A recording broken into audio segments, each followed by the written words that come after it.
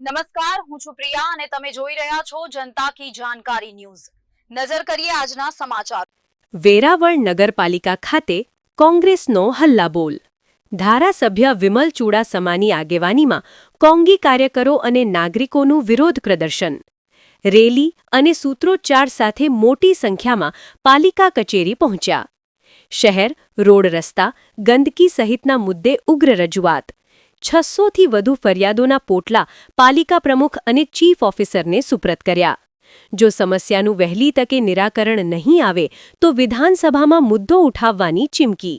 નિયમિત ટેક્સ ભરતા હોવા છતાં પ્રાથમિક સુવિધાનો અભાવ।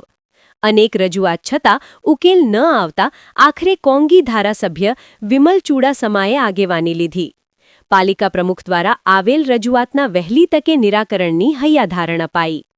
રિપોર્ટર મહેન્દ્ર ટાંક, ગીર સોમનાથ। મારા દ્વારા શહેર કોંગ્રેસ કમિટી દ્વારા, તાલુકા કોંગ્રેસ કમિટી દ્વારા અને સમગ્ર કોંગ્રેસ પરિવાર દ્વારા વેરાવળ પાટણ પ્રિયા સંયુક્ત નગરપાલિકાના પ્રશ્નો લઈ અને અમે અહીંયા આવેલા હતા।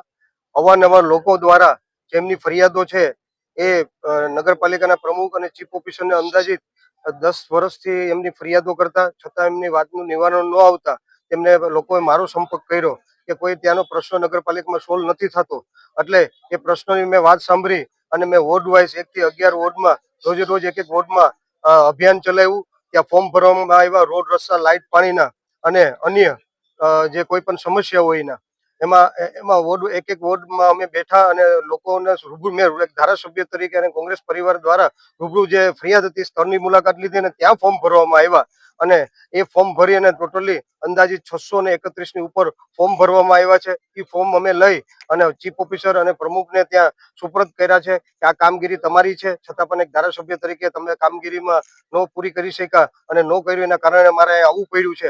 એટલે આ કામગીરી તાત્કાલિક ધોરણે પૂરી કરવામાં આવે। જો નહીં કરવામાં આવે તો રિજનલ કમિશનરશ્રીની